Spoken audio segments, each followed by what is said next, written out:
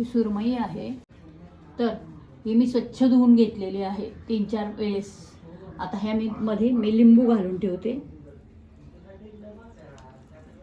लिंबाने चव चांगली येते आणि त्याचा घट्टपणा, कडकपणा राहतो.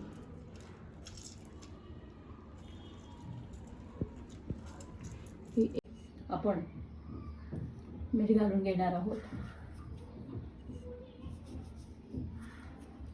आणि तसेच आपण यात हळदी घालून घेणार आहोत. आता हे आपण हलवून घेणार आहोत. अशा प्रकारे सगळीकडे लागलं पाहिजे हळद आणि मीठ, लिंबू.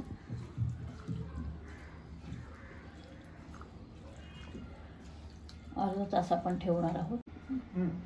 स्पेशल मच्छीचाच हा जो मसाला आहे आणि हा अतिशय जिभेला पाणी सुटेल असा आहे. याने रुचकरपणा खूप येतो, तर हा पण आपण चवीनुसार घालणार आहोत हे फ्राय करण्यासाठी. आता हे आपण हलवणार आहोत. तांदळाचं पीठ मी ह्यात घालून घेते. हे आपण अर्धा तास ठेवणार आहोत. लिंबू, हळद, मीठ आणि हा मच्छी फ्राय मसाला ह्यात टाकून आपण ह्याला लावून घेतलेला आहे. यामध्ये मी कांदा, लसूण आणि खोबरं घेतलेलं आहे तुकडे करून. हे मी मिक्सरला बारीक करते. मी आता तेल टाकून घेते यात.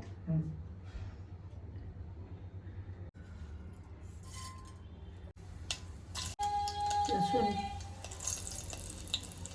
वासासाठी मी टाकत आहे. वाटणात पण मी लसूण घेतलेला आहे.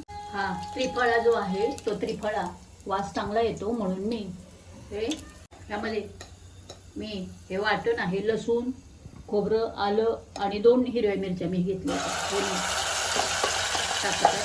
फिशमध्ये हळद टाकलेलीच होती, यात पण आपण टाकूया. मी मालवणी मसाला नेहमी वापरत नाही, फक्त फिशलाच वापरते म्हणून मी हा मागवलेला आहे तो मी यात टाकत आहे. स्पेशल फिशसाठी आहे हा मालवणी मसाला. ह्यात चवीनुसार टाकायचं. आता मी चमचा वगैरे दाखवत नाहीये. आपल्या घरी जेवढं तिखट लागतं तेवढं आपण टाकत आहोत. मी एका बाजूला पाणी गरम करून ठेवलेलं आहे आणि तेल सुटेपर्यंत आपण फ्राय करणार आहोत. पाणी अटतं ह्यातलं आणि तेल सुटतं. हे तेल सुटतं म्हणजे हे तेल थोडंसं असं आपल्याला दिसतं पाहिजे असं कडेल. आता मी हे थोडंसं हे उकळलेलं पाणी ह्यात थोडंसं टाकत आहे. पहिल्यांदा ह्या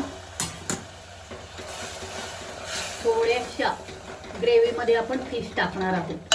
म्हणजे याचं कारण असं की जास्त रस्सा त्यात मिक्स होत नाहीये, म्हणून हा थोडासा काय होतो त्यात चांगल्या प्रकारे मिक्स होतो. आणि आता आपण त्यातले पीस आपण यात टाकून घेतोय पहा, जे आपल्याला रस्स्यासाठी टाकलेले काढलेले होते. ह्यात पण मसाला मी थोडा टाकला होता, हे मी टाकून घेत आहे.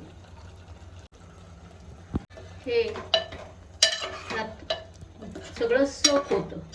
आता मी मसाला फ्राय करताना ह्यात मीठ नव्हतं टाकलं, तर थोडंसं मीठ टाकणार आहे. कारण सुरुवातीला पण मी मीठ टाकलेलं होतं. आता थोडंसं मी टाकत आहे यात. आता ह्यामध्ये चांगल्या प्रकारे मसाला, तिखट, मीठ काय होतो ह्यात सक होतो किंवा ह्यात जातो. मी ह्याच्यावर झाकण ठेवत आहे 5 मिनिटं. मी झाकण काढत आहे. आता हे कोकम जे आहे ते कोकम मी बारीक थोडेसे तुकडे केलेले आहेत का, तर ह्यातला पटकन ह्याचा आंबटपणा उतरतो. आता हे गरम पाणी जे आहे ते गरम पाणी, हा जो मसाला होता तो मी टाकत आहे. हे पहा,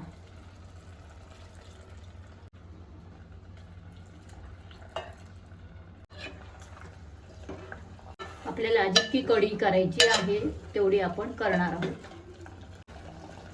सुरुवातीलाच आपण जास्त पाणी टाकलं असतं तर ह्या पीसमध्ये इतकी चव उतरली नसती.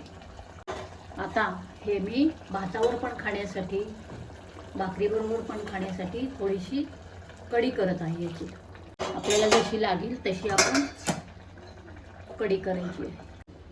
आणि झाकण ठेवत आहे मी.